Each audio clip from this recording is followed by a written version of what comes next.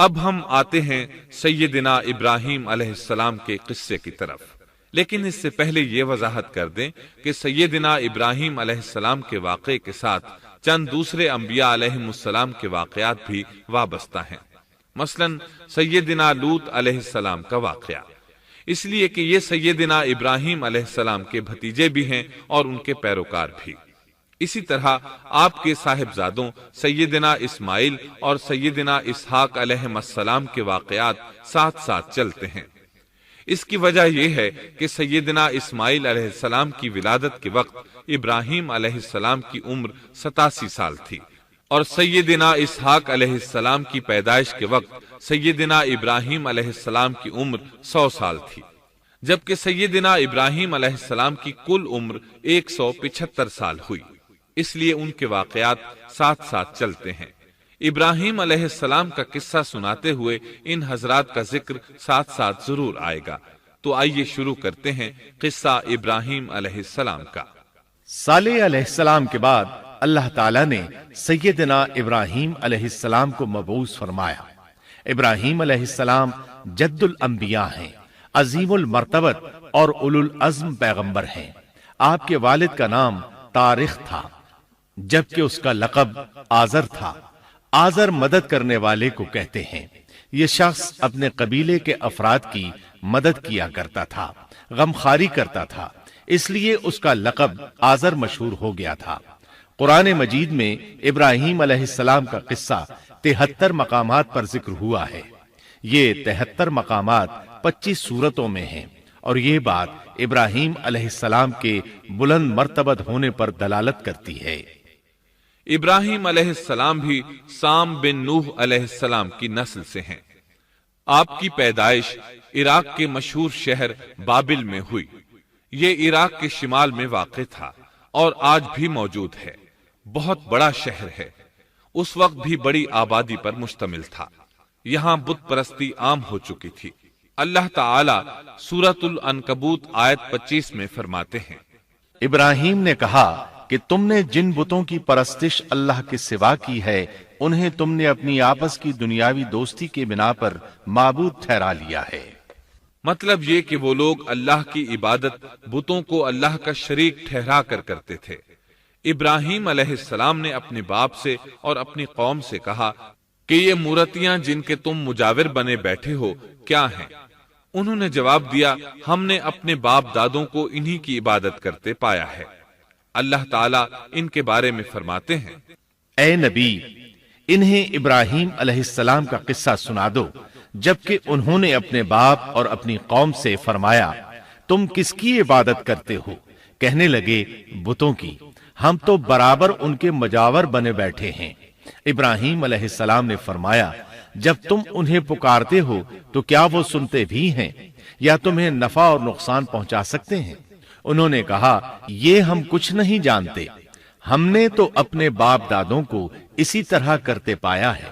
مطلب یہ کہ یہ بت پرستی انہیں ورثے میں ملی تھی۔ وہ جن معبودوں کی عبادت کرتے تھے، نہ وہ ان کی پکار کو سنتے تھے، نہ ہی ان کے نفع و نقصان پر قادر تھے۔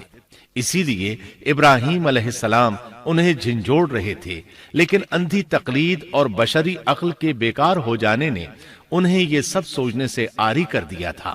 اللہ تعالیٰ نے ابراہیم علیہ السلام کی خصوصی رہنمائی فرمائی تھی، جیسا کہ سورۃ الانبیاء آیت 51 میں ہے، اور ہم نے ابراہیم کو پہلے سے ہدایت عطا فرما دی تھی اور ہم اسے جانتے تھے۔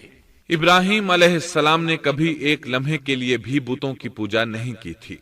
آپ نے اپنی قوم کو بتوں کی پوجا کرتے دیکھا تو انہیں ملامت کی، ایک اللہ کی طرف دعوت دی، اور اس دعوت کی ابتدا انہوں نے اپنے باپ سے کی۔ اللہ تعالیٰ سورہ مریم میں فرماتے ہیں، اے نبی، کتاب میں ابراہیم کا ذکر کر، بے شک وہ سچا نبی تھا۔ جب اس نے اپنے باپ سے کہا، اے میرے باپ، بے شک مجھے وہ علم عطا ہوا ہے جو تمہیں حاصل نہیں، اس لیے میری اطاعت کریں، میں آپ کو سیدھا راستہ دکھاؤں گا۔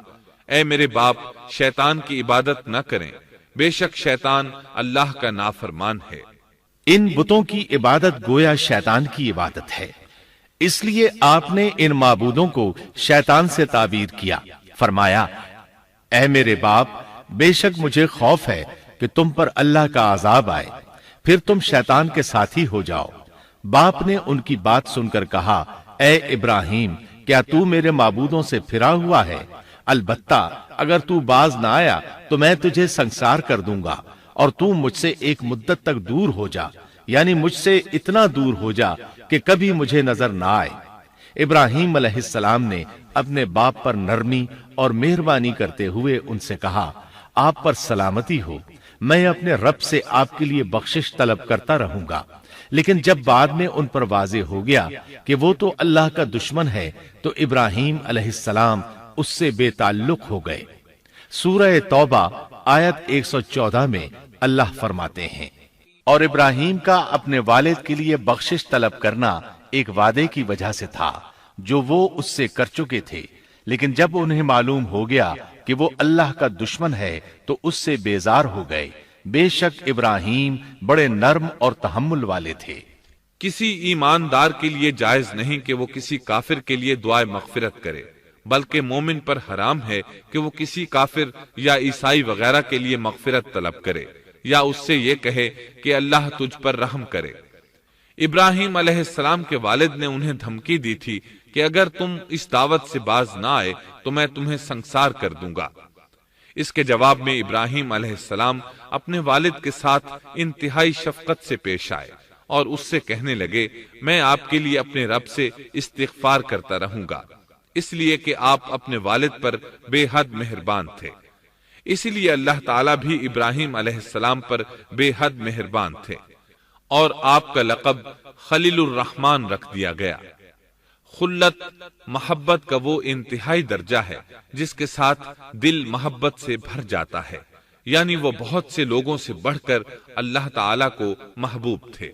والد کے سخت جواب کے بعد ابراہیم علیہ السلام نے ان سے علیحدگی اختیار کر لی اور انہیں مخاطب کر کے فرمایا، میں تمہیں چھوڑتا ہوں اور جنہیں تم اللہ کے سوا پکارتے ہو ان کو بھی چھوڑتا ہوں، میں اپنے رب کو پکاروں گا۔ مجھے امید ہے میں اپنے رب کو پکار کر محروم نہیں رہوں گا۔ آپ اللہ کے پیارے اور پسندیدہ نبی تھے۔ جب آپ نے اپنی قوم کو توحید کی دعوت دی اس وقت آپ نوجوان تھے، آپ کی عمر 16 سال تھی۔ ساتھ میں آپ اس بات پر غور و فکر بھی کرتے کہ آخر یہ لوگ بتوں کی پوجا کیوں کرتے ہیں۔ آپ کا دل ان کے شرک پر بہت کوڑتا۔ آخر آپ نے مصمم ارادہ کر لیا کہ اس شر اور فساد کی جڑ کو کاٹ کر رہیں گے، یعنی ان بتوں کو توڑ کر رہیں گے۔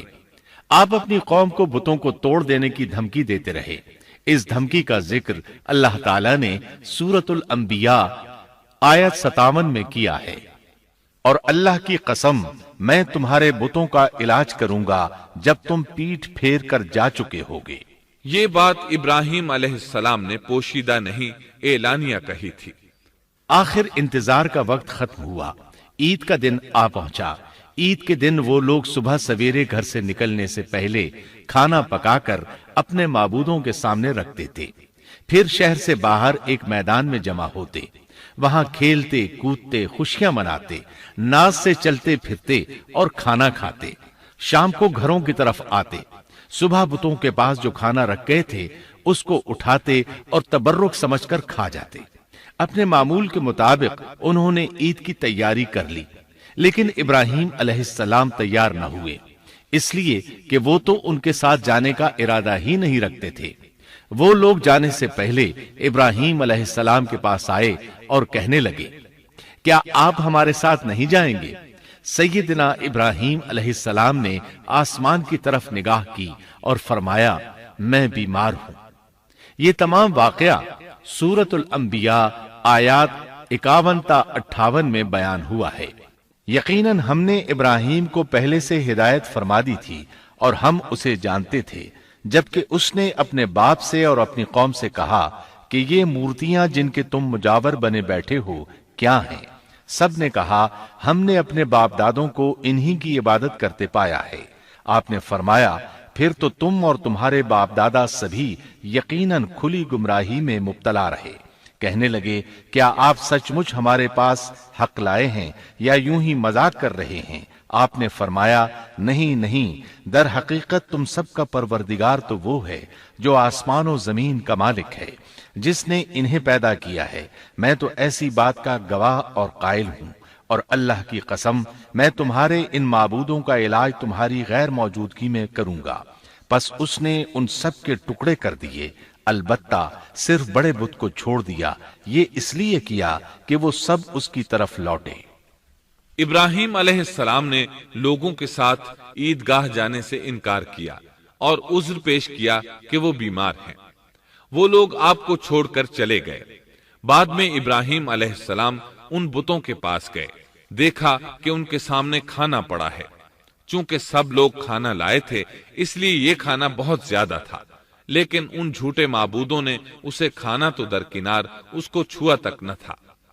ابراہیم علیہ السلام نے انہیں مخاطب کر کے کہا، یہ اتنا کھانا تمہارے سامنے پڑا ہے، تم اس کو کھاتے کیوں نہیں؟ تمہیں کیا ہو گیا کہ بات تک نہیں کرتے؟ پھر پوری قوت سے دائیں ہاتھ سے کلہاڑا مار کر ان کے ٹکڑے ٹکڑے کر دیے، لیکن بڑے بت کو چھوڑ دیا تاکہ سب اسی کی طرف رجوع کریں۔ تمام چھوٹے بتوں کو توڑ کر کلہاڑا اس بڑے بت کے کندھے پر رکھ دیا۔ مشرکین میلے سے لوٹے تو دیکھا ان کے سارے معبود اوندھے منہ ٹوٹے پھوٹے پڑے ہیں، ان کے تمام معبودوں کو توڑ دیا گیا تھا۔ وہ حیران رہ گئے کہ یہ کیسے ہو گیا، کس نے کیا؟ کہنے لگے یہ کام کس ظالم کا ہے، اس نے ہمارے معبودوں کی توہین کی ہے۔ اس وقت جن لوگوں نے ابراہیم علیہ السلام کا وہ کلام سنا تھا انہیں ان کا خیال آ گیا، کہنے لگے وہ نوجوان جس کا نام ابراہیم ہے اسے ہم نے اپنے بتوں کی مذمت کرتے سنا ہے۔ اللہ کی قدرت کہ ابراہیم علیہ السلام کا جو مقصد تھا وہ خود بخود پورا ہو رہا تھا۔ قوم کے لوگ مشورہ کر رہے تھے کہ سب کو جمع کرو اور اسے بلاؤ، پھر اسے سزا دو۔ چنانچہ تمام اہل باطل چھوٹے بڑے جمع ہو گئے، کارروائی شروع ہو گئی۔ کہنے لگے اے ابراہیم، ہمارے معبودوں کے ساتھ یہ لغو حرکت تو نے کی ہے۔ ابراہیم علیہ السلام نے جواب دیا، یہ کام تو اس بڑے بت کا ہے، مجھ سے کیوں پوچھتے ہو؟ تم اپنے معبودوں سے کیوں نہیں پوچھ لیتے کہ ان کے ٹکڑے کس نے اڑائے ہیں؟ ابراہیم علیہ السلام کا جواب سن کر وہ سب سوچ میں پڑ گئے، پھر کہنے لگے ہم نے بڑی غلطی کی، اپنے معبودوں کے پاس کسی کو حفاظت کے لیے نہیں چھوڑا۔ اس قدر واضح بات محسوس کر کے بھی وہ ظالم ایمان نہ لائے، بلکہ شیطان نے ان کے دلوں میں وسوسہ ڈالا اور انہوں نے غور و فکر کر کے کہا، اے ابراہیم، کیا تمہیں علم نہیں یہ تو بے زبان ہیں، یہ بول نہیں سکتے۔ اب ابراہیم علیہ السلام نے فرمایا، تب پھر تم اللہ کے سوا اس چیز کی عبادت کرتے ہو جو تمہیں کچھ بھی نفع نہ دے سکے اور نہ نقصان پہنچا سکے۔ تعجب ہے تم پر اور ان پر بھی جنہیں تم اللہ کے سوا پکارتے ہو، کیا تم میں بالکل عقل نہیں؟ اس طرح ابراہیم علیہ السلام نے ان پر حقیقت خوب اچھی طرح واضح کر دی۔ ان سے فرمایا تم ان کی پوجا کرتے ہو جن کو تم خود تراشتے ہو، یعنی ان کا حال تو یہ ہے کہ تم نے ان کو خود اپنے ہاتھوں سے تراشا اور ان کی عبادت کرنے لگے، جبکہ تمہیں اور تمہاری بنائی ہوئی چیزوں کو اللہ ہی نے پیدا کیا ہے۔ ابراہیم علیہ السلام نے ایک کلہاڑے کی مدد سے ان سب بتوں کو تہس نہس کر دیا تھا۔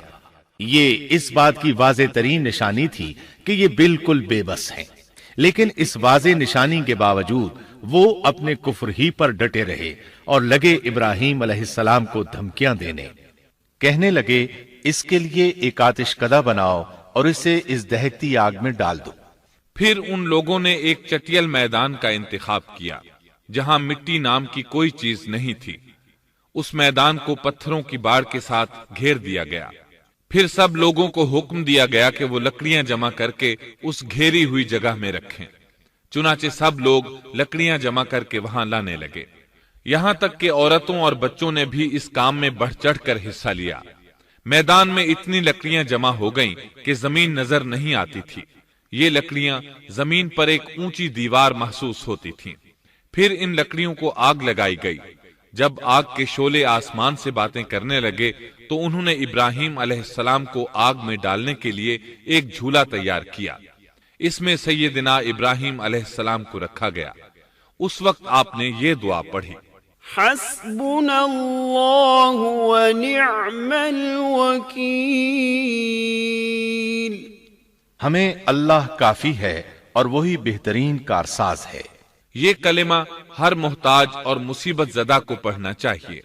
بخاری میں ہے، رسول اللہ صلی اللہ علیہ وسلم نے فرمایا، حسبنا اللہ و نعم الوکیل ابراہیم علیہ السلام نے اس وقت فرمایا تھا جب انہیں آگ میں پھینکا جانے لگا تھا۔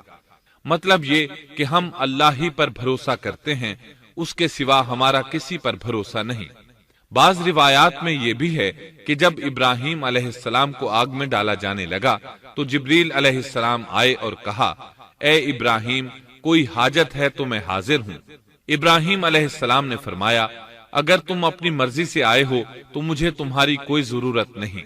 ایک دوسری روایت میں ہے کہ بارش کے فرشتے نے حاضر ہو کر کہا تھا، اے ابراہیم، مجھے حکم دیجئے میں بارش برسا کر اس آگ کو بجھا دوں۔ لیکن ایسی تمام روایات ضعیف ہیں۔ یوں بھی اللہ کا حکم ان سے پہلے کام کرنے والا تھا۔ اللہ تعالی سورہ انبیاء آیت 69 اور 70 میں فرماتے ہیں، ہم نے کہا، اے آگ ابراہیم پر ٹھنڈی ہو جا اور سلامتی والی ہو جا۔ گو انہوں نے ابراہیم کا برا چاہا، لیکن ہم نے انہیں ہی نقصان پانے والا کر دیا۔ چنانچہ جب ابراہیم علیہ السلام کو آگ میں ڈالا گیا تو وہ ٹھنڈی ہو گئی۔ ابن عباس رضی اللہ عنہما فرماتے ہیں، اگر اللہ تعالیٰ آگ سے یہ نہ فرماتے کہ سلامتی والی ٹھنڈی ہو جا تو وہ اس قدر سرد ہو جاتی کہ اس کی ٹھنڈک سے تکلیف محسوس ہوتی۔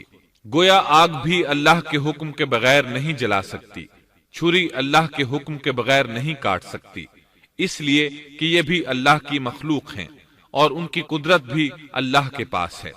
وہ چاہے تو ان کو قدرت عطا کر دے، چاہے تو قدرت واپس لے لے۔ آگ کو ٹھنڈا ہونے کا حکم ہوا، وہ ٹھنڈی ہو گئی۔ اس نے نہ ابراہیم علیہ السلام کے کپڑے جلائے، نہ جسم کے کسی حصے کو کوئی نقصان پہنچایا، صرف وہ رسیاں جلائیں جن سے آپ کو باندھا گیا تھا۔ سبحان اللہ۔ لوگ آگ کے گرد اس انتظار میں کھڑے تھے کہ جو ہی انہیں آگ میں پھینکا جائے گا وہ جل کر راکھ ہو جائیں گے، لیکن وہ یہ دیکھ کر حیران رہ گئے کہ ابراہیم علیہ السلام بڑے ناز سے آگ کے درمیان بیٹھے ہیں۔ بعض روایات میں ہے کہ ابراہیم علیہ السلام فرمایا کرتے تھے، مجھے ان دنوں جو راحت اور سکون حاصل تھا ویسا آگ سے نکلنے کے بعد نہیں ہوا۔ لوگ اس معجزے کو دیکھ کر حیرت زدہ تھے۔ پھر ابراہیم علیہ السلام آگ سے نکلے۔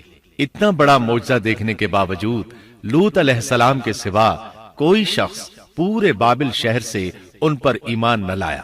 اللہ تعالیٰ فرماتے ہیں، پس ابراہیم پر لوط ایمان لائے۔ مطلب یہ کہ پوری بستی سے لوط علیہ السلام تھے جو آپ پر ایمان لائے تھے، باقی تمام لوگ کفر ہی پر ڈٹے رہے۔ ابراہیم علیہ السلام ان کا رویہ دیکھ کر نا امید ہو گئے کہ اس سے بڑھ کر یہ کون سا معجزہ دیکھنا چاہتے ہیں۔ ان کے بتوں کو توڑ دیا گیا، اپنی آنکھوں سے اللہ کی نشانی ان لوگوں نے دیکھی، پھر بھی یہ ایمان نہیں لائے، چنانچہ آپ نے وہاں سے ہجرت کا ارادہ فرما لیا۔ اس وقت بابل پر نمرود نامی بادشاہ کی حکومت تھی۔ کہا جاتا ہے کہ زمین کے بیشتر حصے پر اسی کی حکمرانی تھی۔ جب اس کے پاس یہ خبریں پہنچیں کہ ابراہیم علیہ السلام کو آگ میں ڈالا گیا لیکن آگ نے انہیں نہیں جلایا، تو اس نے ابراہیم علیہ السلام کو اپنے دربار میں پیش کرنے کا حکم دیا۔ ابراہیم علیہ السلام کو وہاں لایا گیا۔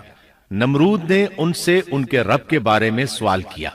اللہ تعالیٰ سورۃ البقرہ آیت 258 میں فرماتے ہیں، کیا تو نے اس شخص کو نہیں دیکھا جس نے ابراہیم سے اس کے رب کے متعلق جھگڑا کیا، اس لیے کہ اللہ نے اسے سلطنت دی تھی۔ ایک روایت میں ہے کہ 4 بادشاہوں نے زمین کے بیشتر حصے پر حکمرانی کی ہے، ان میں سے ایک نمرود ہے۔ نمرود اپنے وقت کا حاکم و بادشاہ تھا۔ ابراہیم علیہ السلام سے جب اس کی اللہ تعالیٰ کے بارے میں بات چیت ہوئی تو ابراہیم علیہ السلام نے کہا، میرا رب وہ ہے جو زندہ کرتا ہے اور مارتا ہے۔ جواب میں اس نے کہا، میں بھی زندہ کرتا ہوں اور مارتا ہوں۔ چنانچہ اس نے حکم دیا کہ جیل سے 2 آدمیوں کو لے آؤ۔ جیل سے 2 ایسے آدمیوں کو لایا گیا جن کے لیے سزائے موت کا فیصلہ ہو چکا تھا۔ اس نے ان میں سے ایک کے قتل کا حکم دیا، دوسرے کو معاف کر دیا۔ اس سے اس نے یہ ثابت کرنا چاہا کہ وہ بھی زندہ کر سکتا ہے اور موت دے سکتا ہے، اور کہنے لگا دیکھ لو میرے حکم سے لوگ مرتے ہیں اور میرے حکم سے انہیں زندگی ملتی ہے۔ اس کی بات سن کر ابراہیم علیہ السلام نے غور کیا کہ اگر وہ اس سے موت و حیات کے باریک فلسفے پر بحث کریں گے تو نمرود کا مقصد پورا ہو جائے گا اور میرا مقصد پورا نہیں ہو پائے گا۔ اس لیے بحث و مباحثے کی بجائے کوئی مضبوط دلیل پیش کر دی جائے تاکہ حق و باطل کے درمیان فرق واضح ہو جائے۔ چنانچہ آپ نے فرمایا بے شک اللہ سورج کو مشرق سے لاتا ہے، تو اس کو مغرب سے لے آ۔ کافر بادشاہ یہ سن کر مبہوت رہ گیا، اس کا سر جھک گیا۔ اللہ تعالیٰ فرماتے ہیں تب وہ کافر حیران رہ گیا اور اللہ نا انصافوں کو سیدھی راہ نہیں دکھاتا۔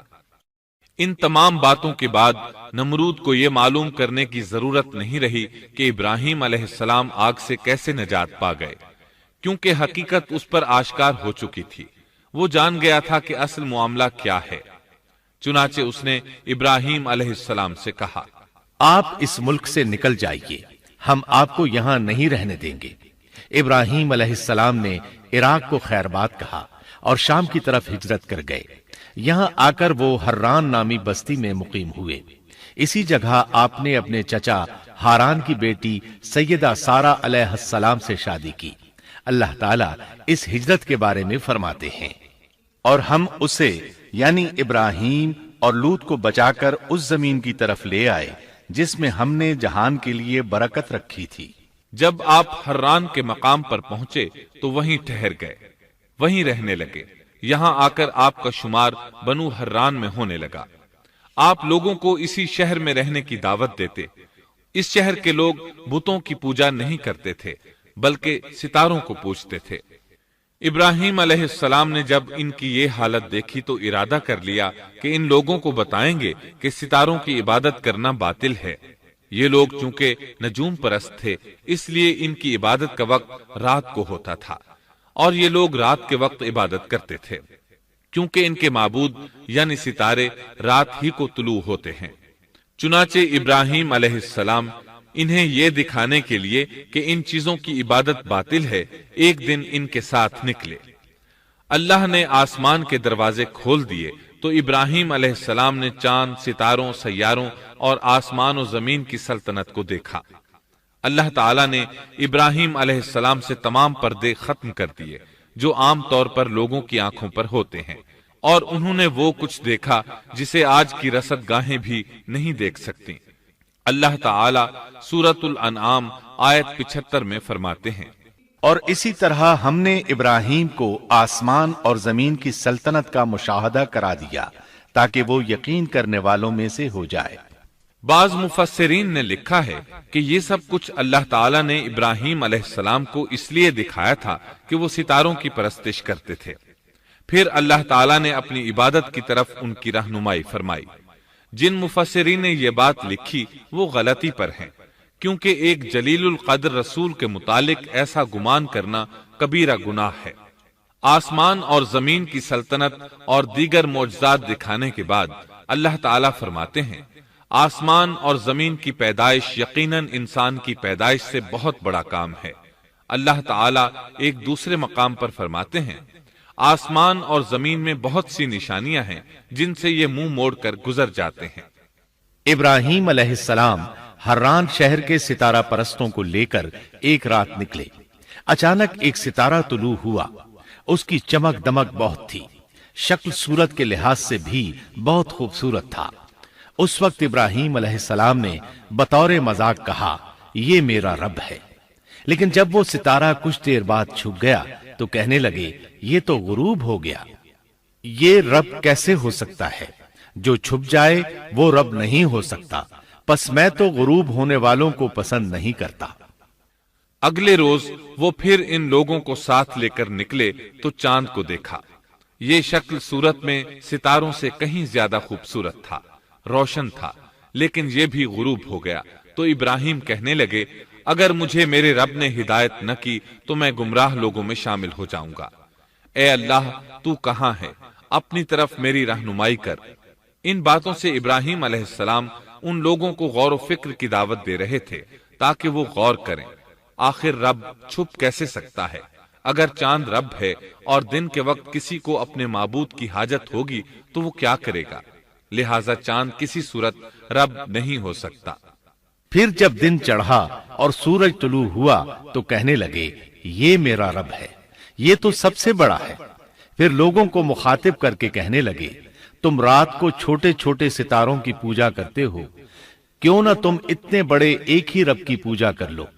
لیکن جب وہ بھی غروب ہو گیا تو کہنے لگے یقیناً میں تمہارے شرک سے بیزار ہوں، یہ معبود کیسے ہو سکتے ہیں؟ ان میں تو تبدیلی آتی رہتی ہے، کبھی طلوع ہوتے ہیں کبھی غروب ہوتے ہیں۔ یہ اس بات کی دلیل ہے کہ یہ مخلوق ہیں اور ان کا خالق کوئی اور ہے جس کے حکم کے یہ تابع ہیں۔ جب یہ خود مخلوق ہیں اور کسی اور کے تابع ہیں تو کسی کو نفع نقصان پہنچانے پر کس طرح قادر ہو سکتے ہیں؟ پھر اپنی قوم کو مخاطب کر کے کہنے لگے میں اپنا رخ اس کی طرف کرتا ہوں جس نے آسمانوں کو یکسو ہو کر پیدا کیا، اور میں شرک کرنے والوں میں سے نہیں ہوں۔ اب بھی وہ اپنی بات پر اڑے رہے۔ تب آپ نے فرمایا تم مجھ سے اللہ کے بارے میں جھگڑ رہے ہو، مجھے تو اللہ راہ دکھا چکا ہے اور اس نے مجھے دلیل عطا فرمائی ہے۔ میں یقیناً جانتا ہوں کہ تمہارے تمام معبود بے بس اور بے طاقت ہیں۔ جاؤ تم سے اور تمہارے ان معبودوں سے جو ہو سکے کر لو، میرے رب کی مرضی کے بغیر کچھ بھی نہیں ہو سکتا۔ میرے رب نے ہر چیز کے علم کو اپنے گھیرے میں لے رکھا ہے، کیا پھر بھی تم نصیحت حاصل نہیں کرو گے؟ اور میں تمہارے معبودوں سے خوف کیوں کھاؤں؟ تم اللہ سے نہیں ڈرتے؟ ان کو اللہ کا شریک ٹھہرا رہے ہو، اللہ نے اس کی کوئی دلیل نازل نہیں کی۔ اگر تم میں صحیح علم ہے تو تم ہی بتلا دو کہ ہم دونوں جماعتوں میں سے امن کا زیادہ حقدار کون ہے؟ امن انہی کے لیے ہے جو ایمان لانے کے بعد دین کو شرک سے خلط ملط نہیں کرتے۔ حقیقت میں ہدایت یافتہ وہی لوگ ہیں۔ یہی ہمارے وہ دلائل تھے جو ہم نے ابراہیم علیہ السلام کو ان کی قوم کے مقابلے میں عطا کیے تھے، اور ہم جسے چاہیں مرتبے میں بڑھا دیں۔ بے شک تیرا رب بڑی حکمت والا ہے۔ ان لوگوں نے پھر بھی کفر ہی کیا، کوئی بھی ایمان نہ لایا۔ چنانچہ ابراہیم علیہ السلام نے ایک بار پھر ہجرت کی اور مصر جا پہنچے۔ مصر کے بادشاہ کو خبر ملی کہ ایک شخص ہجرت کر کے آیا ہے اور اس کے ساتھ ایک عورت ہے، وہ بہت زیادہ حسین و جمیل ہے۔ چنانچہ اس ظالم نے اپنے کارندوں کو بھیجا کہ اس عورت کو میرے پاس لے آؤ، ساتھ ہی اس سے پوچھنا کہ تمہارے ساتھ جو آدمی ہے وہ کون ہے، اگر وہ اس کا خاوند ہو تو اسے قتل کر دینا۔ ادھر بادشاہ نے اپنے کارندوں کو حکم دیا، ادھر اللہ نے ابراہیم علیہ السلام کی طرف وحی بھیج دی۔ انہوں نے سارہ علیہ السلام سے کہا اگر وہ تجھ سے میرے بارے میں پوچھیں تو بتا دینا تم میری بہن ہو۔ پھر سارہ سے بولے اے سارہ، روئے زمین پر میرے اور تیرے سوا کوئی مومن نہیں، یعنی یہ کافروں کی سرزمین ہے، یہاں کوئی مومن نہیں، اس لحاظ سے تم میری دینی بہن ہو۔ پھر بادشاہ نے ابراہیم علیہ السلام کو پیش کرنے کا حکم دیا۔ اس نے آپ سے پوچھا یہ عورت کون ہے؟ آپ نے فرمایا یہ میری بہن ہے۔ اس طرح ابراہیم علیہ السلام کی زندگی میں 3 موقع ایسے آئے کہ انہوں نے اللہ کے دین کی حمایت اور مدافعت کے لیے توریہ کیا۔ توریہ کا مطلب یہ ہے کہ واقعہ کچھ اور ہو لیکن کوئی شخص کسی خاص مصلحت کی وجہ سے اسے 2 معانی والے الفاظ کے ساتھ اس انداز میں بیان کرے کہ سننے والا اس واقعہ کو نہ سمجھ سکے بلکہ اس کا ذہن خلاف واقعہ چیز کی طرف منتقل ہو جائے۔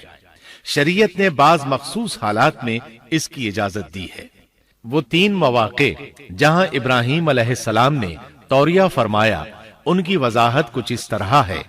ایک یہ کہ آپ نے میلے پر نہ جانے کی غرض سے ان لوگوں سے کہا تھا کہ میں بیمار ہوں۔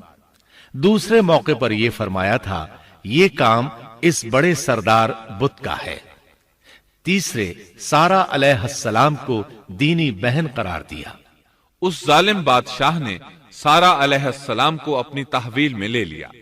جب سارہ علیہ السلام کو معلوم ہوا کہ وہ ایک بدکار شخص ہے تو انہوں نے اللہ تعالیٰ سے دعا کی، اے اللہ، تجھے معلوم ہے میں تجھ پر اور تیرے نبی پر ایمان لائی ہوں اور اپنے جسم کو اپنے خاوند کے سوا ہر ایک سے محفوظ رکھا ہے، لہٰذا آپ اس کافر کو مجھ پر مسلط نہ کیجیے گا۔ چنانچہ اس کافر بادشاہ نے جب سیدہ سارہ کو پکڑنے کے لیے اپنا ہاتھ بڑھایا تو اس کا ہاتھ شل ہو گیا اور اپنی جگہ پر جم گیا۔ وہ لگا چیخ پکار کرنے، اس میں اتنی طاقت نہ رہی کہ اپنے ہاتھ کو حرکت دے سکے۔ اس کی آواز سن کر اس کے محافظ بھاگے ہوئے آئے، انہوں نے اس کے ہاتھ کو چھڑانا چاہا لیکن چھڑا نہ سکے۔ اس کی یہ حالت دیکھ کر سیدہ سارہ خوف زدہ ہو گئیں۔ انہوں نے سوچا اگر یہ مر گیا تو لوگ کہیں گے اسے میں نے قتل کیا ہے، چنانچہ انہوں نے اللہ سے دعا کی کہ اسے چھوڑ دیا جائے۔ اللہ تعالیٰ نے آپ کی دعا قبول کر لی، اس کا ہاتھ ٹھیک ہو گیا، لیکن وہ ظالم پھر بھی نہ ڈرا۔ اس نے ایک بار پھر آپ کی طرف ہاتھ بڑھایا، اس کا ہاتھ پھر شل ہو گیا۔ سیدہ سارہ نے پھر دعا کی، وہ دوبارہ ٹھیک ہو گیا، وہ پھر بھی باز نہ آیا۔ تیسری بار پھر اس نے ان کی طرف ہاتھ بڑھایا، اس بار بھی اس کا ہاتھ شل ہو گیا۔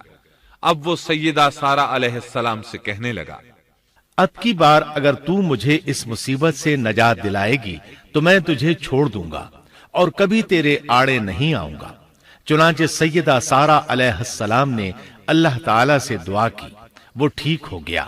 تب اس نے اپنے کارندوں کو آواز دی اور ان سے بولا، تم میرے پاس کسی انسان کو نہیں بلکہ سرکش جن کو لائے ہو۔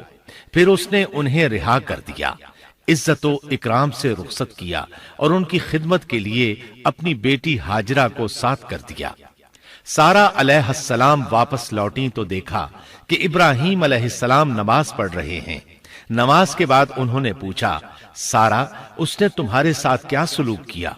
سیدہ سارہ علیہ السلام نے سارا واقعہ سنا دیا۔ سن کر آپ نے فرمایا، الحمدللہ۔ پھر بولے، اب ہم یہاں نہیں رہیں گے بلکہ واپس جائیں گے۔ چنانچہ آپ ایک بار پھر فلسطین میں آ گئے، وہیں اپنی زندگی بسر کرنے لگے۔ جب آپ فلسطین میں مستقل طور پر رہائش پذیر ہوئے تو لوط علیہ السلام بھی آپ کے ساتھ تھے۔ لوط علیہ السلام آپ کے بھتیجے تھے، ان کے والد کا نام ہاران تھا۔ یہ بچپن ہی سے سیدنا ابراہیم علیہ السلام کے زیر سایہ رہے، انہی کے ہاں پرورش پائی، اس لیے دین حق فوراً قبول کر لیا۔ جب سیدنا ابراہیم علیہ السلام نے عراق سے شام کی طرف ہجرت کی تو یہ آپ کے ساتھ تھے، وہاں سے حران گئے، تب بھی ساتھ تھے۔ پھر مصر کی طرف ہجرت کی تو بھی لوط علیہ السلام ان کے ساتھ تھے۔ آخرکار جب آپ نے مصر کو بھی خیر بات کہا اور فلسطین آ گئے تب بھی یہ ساتھ تھے۔ اب ابراہیم علیہ السلام نے لوط علیہ السلام کو حکم دیا کہ وہ بستی سدوم کی طرف چلے جائیں، اس لیے کہ اس بستی کے لوگ کفر کی انتہائی گہرائی میں جا چکے ہیں، انہیں کفر و شرک سے نکالنے کے لیے وہاں جائیں، انہیں اللہ کے احکام سنائیں، اللہ کی طرف دعوت دیں۔ چنانچہ لوط علیہ السلام تو اس طرف روانہ ہو گئے اور ادھر فلسطین میں صرف 3 مسلمان رہ گئے، ابراہیم علیہ السلام، ان کی زوجہ محترمہ سیدہ سارہ اور سیدہ ہاجرہ علیہم السلام وہیں رہائش پذیر رہے اور لوگوں کو مسلسل اللہ کی طرف دعوت دیتے رہے۔ یہاں یہ بے شمار مال و دولت کے بھی مالک بن گئے۔ جب ان کی عمر 85 یا 86 سال ہوئی تو سارہ علیہ السلام نے سوچا، میں بانجھ ہوں، میرے خاوند بوڑھے ہیں لیکن اولاد کی تمنا ہے، تو کیوں نہ میں اپنی لونڈی ہاجرہ ہدیے اور تحفے کے طور پر ابراہیم علیہ السلام کو دے دوں۔ چنانچہ ہاجرہ ابراہیم علیہ السلام کو مل گئیں، انہوں نے ان سے شادی کر لی۔ اللہ رب العزت نے جلد ہی ان کے بطن سے آپ کو اسماعیل علیہ السلام عطا فرمائے۔ ہاجرہ علیہ السلام کے ماں بننے پر اور ان کی اولاد کو دیکھ کر سیدہ سارہ علیہ السلام کو فطری طور پر غیرت کا احساس ہوا۔ اللہ کی قدرت دیکھیے، خود ہی انہیں ہاجرہ کو تحفے میں دیا تاکہ اولاد حاصل ہو، اور جب وہ ماں بن گئیں تو اب غیرت محسوس کر رہی ہیں۔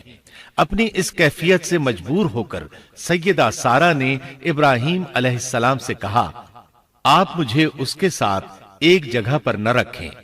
مورخین اور سیرت نگار لکھتے ہیں کہ ہاجرہ علیہ السلام ایک نطاق پہنا کرتی تھی، یعنی وہ جسم کے درمیان ایک لمبا کپڑا لٹکا لیتی تھیں تاکہ وہ کپڑا گھسٹ گھسٹ کر قدموں کے نشانات مٹا دے اور سارا کو نظر نہ آئے، کیونکہ سارا غیرت کی حد کو پہنچ چکی تھی۔ ابراہیم علیہ السلام نے جب سارا علیہ السلام کے اندر غیرت کے آثار دیکھے تو ہاجرہ کو ان کی نگاہوں سے دور کر دیا۔ ادھر اللہ کا حکم بھی نازل ہو گیا کہ اپنی بیوی ہاجرہ اور دودھ پیتے بچے اسماعیل کو ساتھ لے لیں اور مکہ کی طرف رخ کر لیں۔ ابراہیم علیہ السلام مکہ کی طرف روانہ ہوئے، یہاں تک کہ مکہ پہنچ گئے۔ یہ جگہ اس وقت بالکل ویران اور بے آباد تھی، نہ کوئی انسان تھا، نہ پانی، نہ نباتات کے آثار تھے، غرض کوئی چیز نظر نہیں آتی تھی، بس پہاڑوں کے درمیان ایک بے آب و گیاہ میدان تھا۔ یہی وہ مقدس اور تاریخی وادی تھی جہاں ابراہیم علیہ السلام اپنی زوجہ اور لخت جگر کو چھوڑ کر واپس پلٹے۔ سیدہ ہاجرہ علیہ السلام کو بہت حیرت ہوئی، انہیں یہ امید نہیں تھی کہ ان کے خاوند انہیں ایک بے آباد جگہ تنہا چھوڑ کر چل دیں گے، اس پر بچے کی ذمہ داری الگ تھی۔ چنانچہ انہوں نے ابراہیم علیہ السلام کو آواز دی، لیکن انہوں نے مڑ کر بھی نہ دیکھا۔ اب وہ ان کے پیچھے آئیں اور قریب پہنچ کر بولی، اے ابراہیم، ہمیں کہاں چھوڑے جا رہے ہو؟ یہاں نہ پانی، نہ خوراک، نہ کوئی انسان۔ ابراہیم علیہ السلام نے پھر بھی کوئی جواب نہ دیا، کوئی پریشانی بھی ظاہر نہ کی اور چلتے رہے۔ سیدہ ہاجرہ بھی آپ کے پیچھے چلتی رہیں اور پوچھتی رہیں کہ ہمیں کس کے حوالے کر کے جا رہے ہیں؟ یہاں تو کوئی بھی جاندار نہیں، مکمل طور پر بے آباد علاقہ ہے۔ لیکن انہوں نے اب بھی کوئی توجہ نہ دی۔ آخر سیدہ ہاجرہ نے کہا، کیا آپ کو اللہ نے اس کام کا حکم دیا ہے؟ اب آپ نے جواب میں فرمایا، ہاں۔ تب سیدہ ہاجرہ بولی، اگر یہ بات ہے تو اللہ تعالی ہرگز ہمیں ضائع نہیں ہونے دے گا۔ جب انسان اللہ کے احکام کو بجا لائے تو اس کے دل سے فقر و فاقے کا خوف نکل جاتا ہے اور اللہ اسے طرح طرح کے انعامات سے نوازتا ہے۔ انسان جب تک اللہ کے احکام کو بجا لاتا رہے گا تب تک اللہ کی نصرت اور اس کی تائید شامل حال رہے گی۔ چنانچہ جوں ہی ہاجرہ علیہ السلام کو پتا چلا کہ انہیں تنہا چھوڑ جانا اللہ کے حکم کی بنا پر ہے تو فوراً یقین بھرے لہجے میں بولی، تب اللہ ہمیں ضائع نہیں کرے گا۔ یہ کہہ کر وہ اپنے شیر خوار بچے کی طرف پلٹ گئیں۔ خوراک اور پانی چند دن میں ختم ہو گئے، پانی کا ایک قطرہ پاس نہ رہا۔ اب پانی کی تلاش شروع کی، لیکن اپنے لیے تو درکنار، ماں کو بیٹے کے لیے بھی پانی نہ ملا نہ خوراک۔ اب بچہ لگا بھوک سے بلکنے، خوراک نہ ملنے کی وجہ سے ماں کا دودھ بھی خشک ہو گیا تھا۔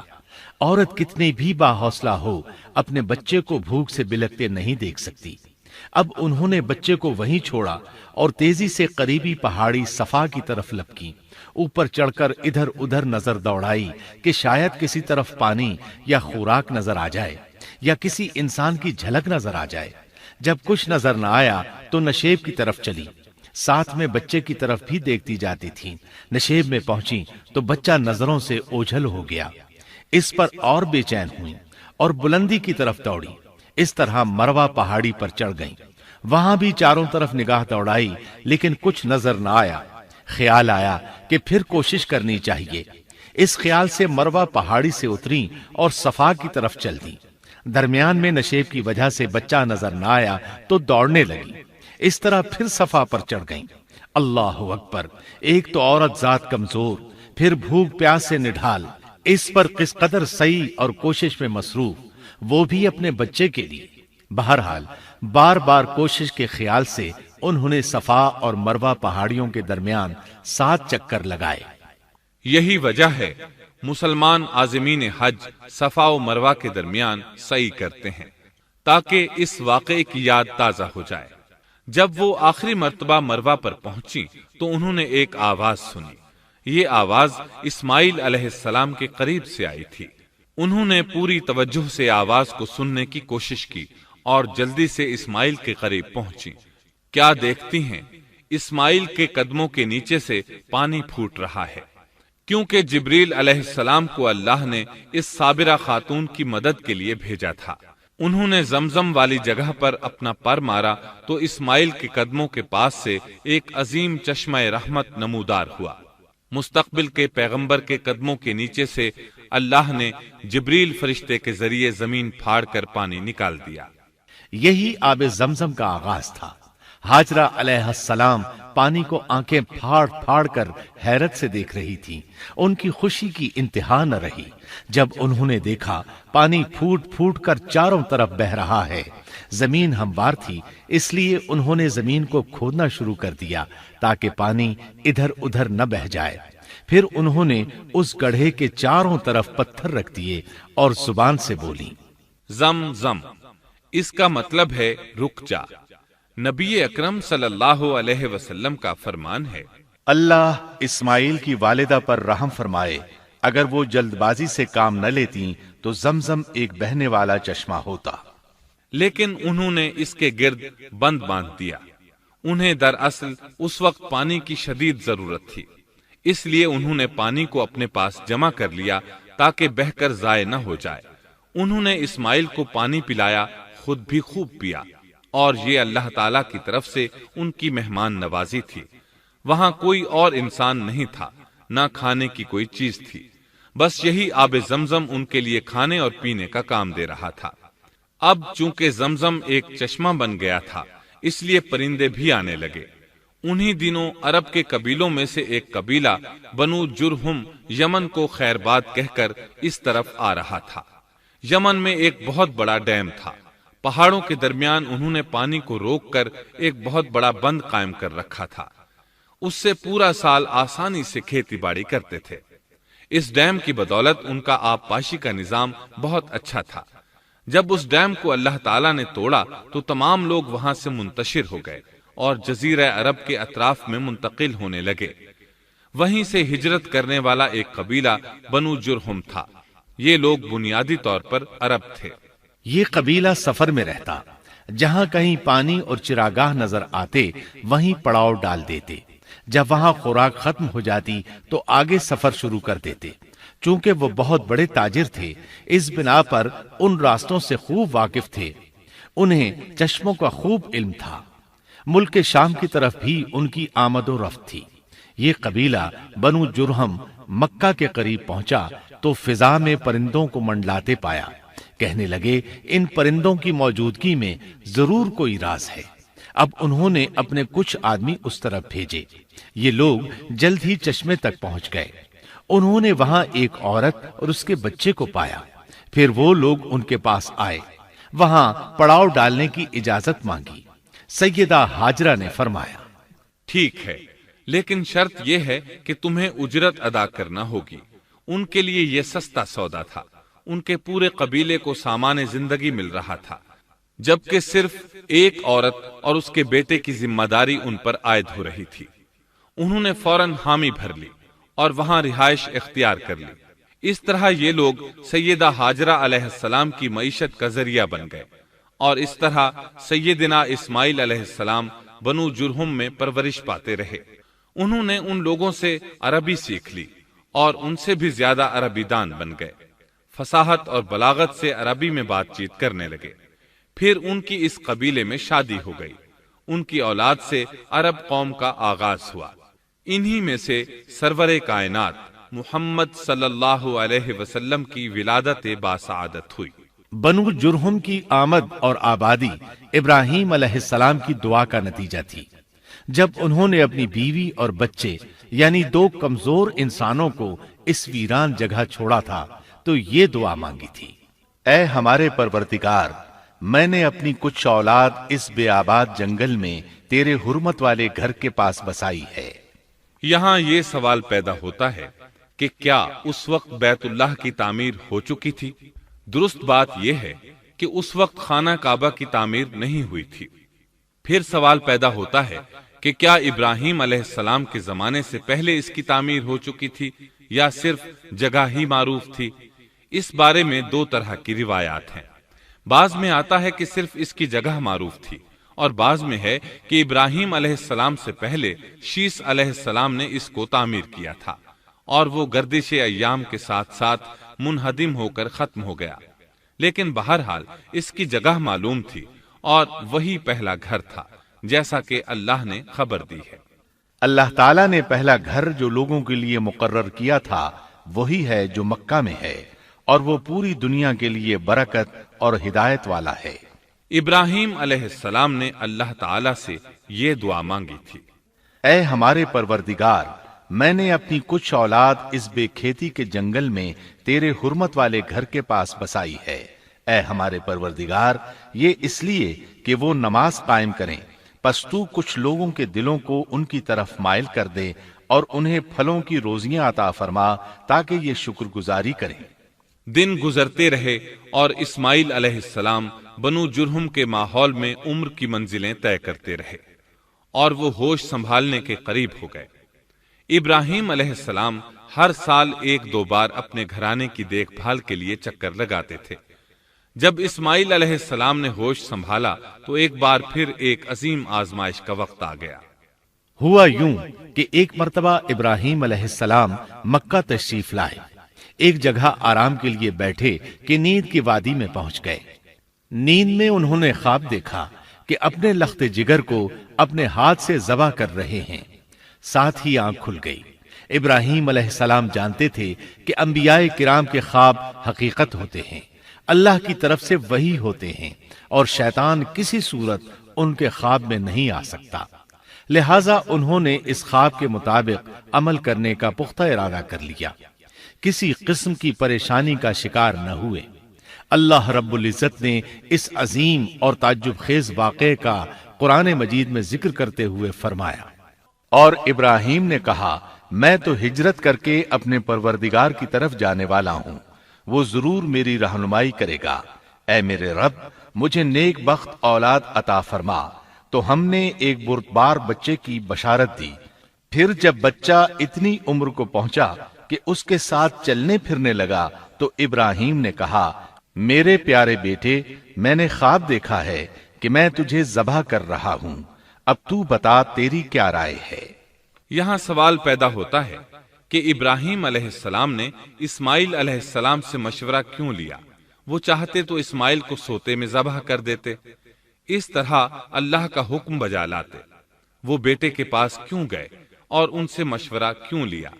جی ہاں، یہ مسئلہ یاد رکھنے کے قابل ہے کہ ہر مسلمان پر لازم ہے کہ وہ اپنے دوسرے مسلمان بھائی کو اجر و ثواب میں شامل کرنے کی کوشش کرے۔ ابراہیم علیہ السلام نے بیٹے کو ثواب میں شامل کرنے کے لیے انہیں اللہ کے حکم سے آگاہ کیا۔ یہ نہ چاہا کہ میں اکیلا ہی اجر لیتا رہوں، بلکہ دوسرے کی خیر خواہی کو پیش نظر رکھا۔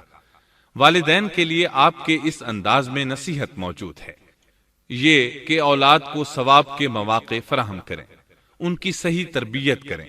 اگر صدقہ کرنے کا موقع ملے تو بچوں کے ذریعے صدقہ کرائیں، تاکہ انہیں بھی اللہ کے راستے میں خرچ کرنے کی عادت پڑے۔ جب کسی دینی مجلس میں بیٹھنے کا موقع ملے تو اپنی اولاد کو بھی ساتھ لے کر جائیں۔ بے شمار لوگ خود تو جاتے ہیں، اولاد کو جانے کے لیے کہتے بھی نہیں، خود دین سیکھتے ہیں، اولاد کو دین نہیں سکھاتے۔ ابراہیم علیہ السلام نے اسماعیل علیہ السلام سے رائے لی۔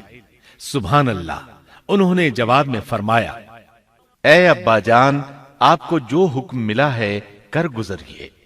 یہ نہیں کہا کہ مجھے تو حکم نہیں ہوا، بلکہ فوراً سر تسلیم خم کر دیا، اس لیے کہ وہ جانتے تھے انبیاء کا خواب حقیقت پر مبنی ہوتا ہے، اللہ کی وحی ہوتا ہے، اس لیے بالکل پریشانی ظاہر نہ کی۔ یہ تک نہ پوچھا مجھے کیوں ذبح کر رہے ہیں، یا میرا کیا جرم ہے، یا آپ کے پاس کون سا صریح حکم آیا ہے۔ انہوں نے ایسی کوئی بات نہ کہی۔ اللہ کی فرما برداری اسی کو کہتے ہیں۔ چنانچہ اپنے باپ سے کہا، اے ابا جان، آپ کو جو حکم ہوا ہے اس کو کر گزریے، انشاءاللہ آپ مجھے صبر کرنے والوں میں پائیں گے۔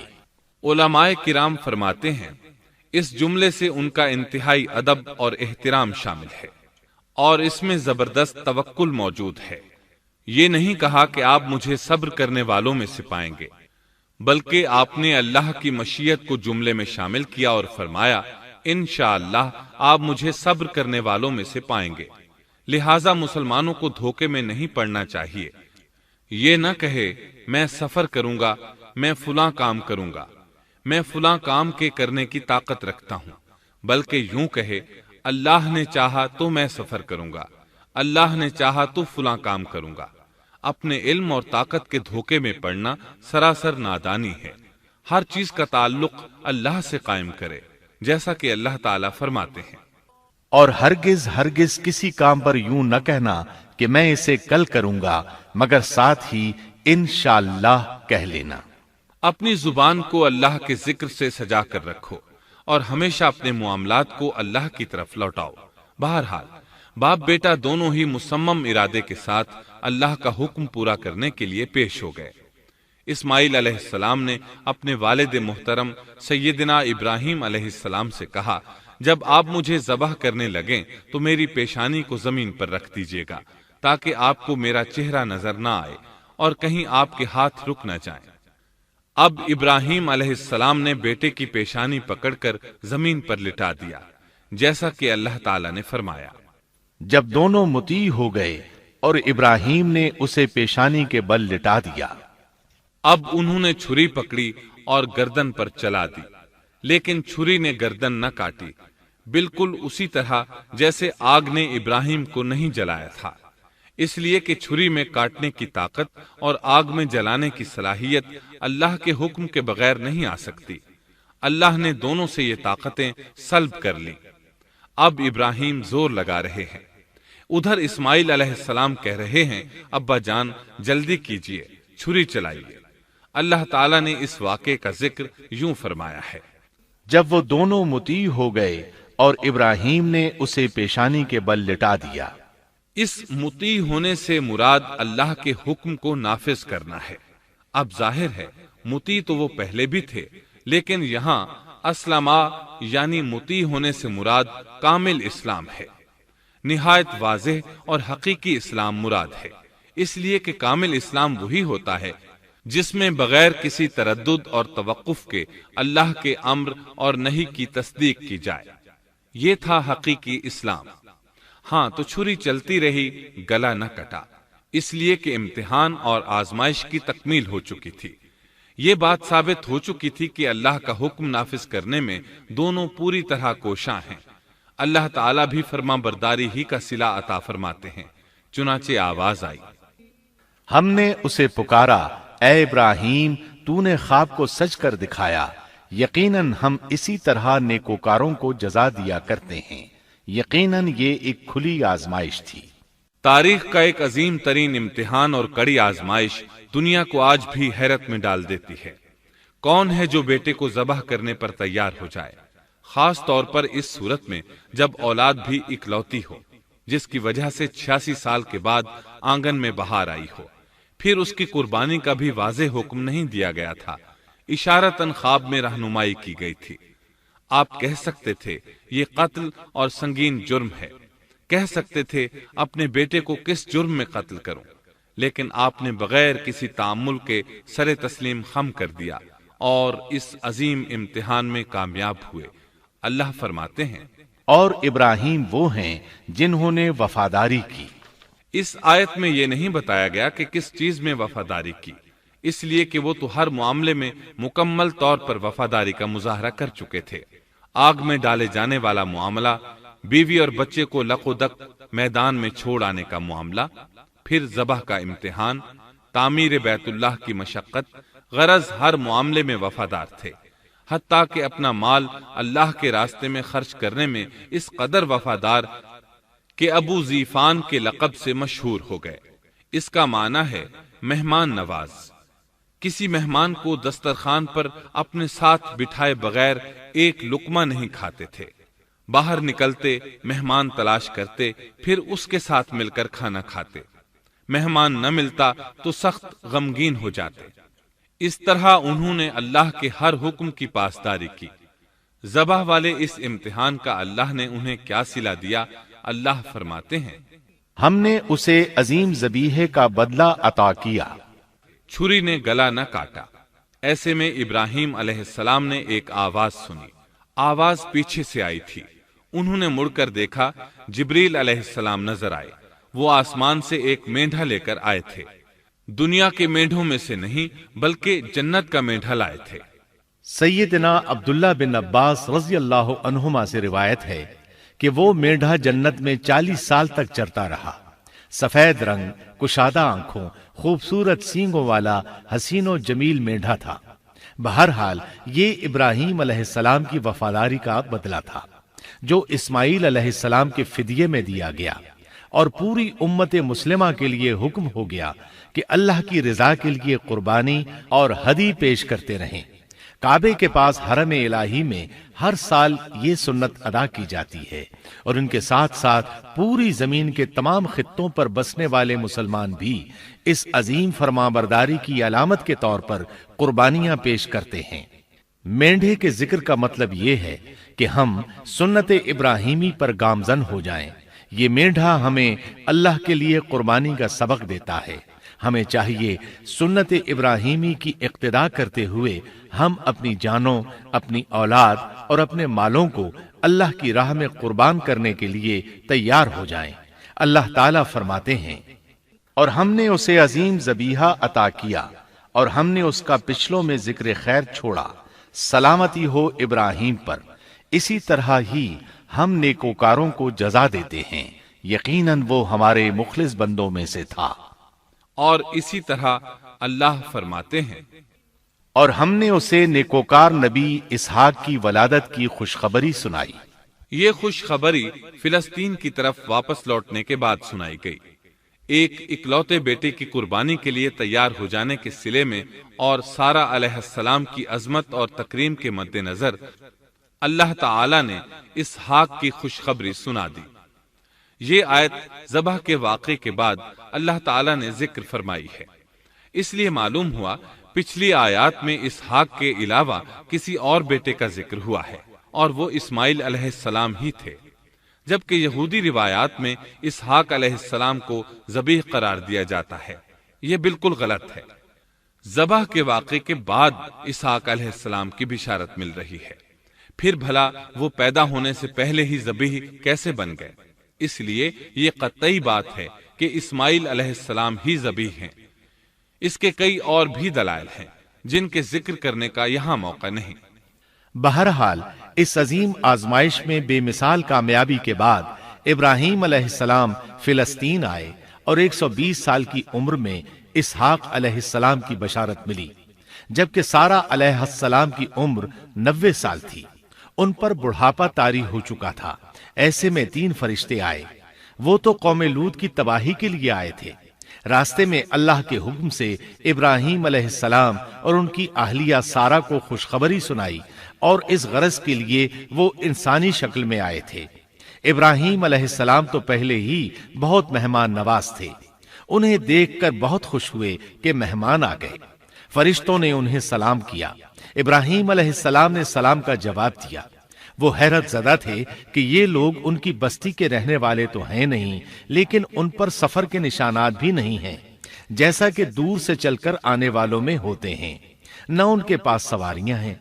कुरान मजीद में आता है, फरिश्तों ने सलाम किया तो इब्राहीम ने भी सलाम किया और दिल में ख्याल किया ये अजनबी लोग हैं।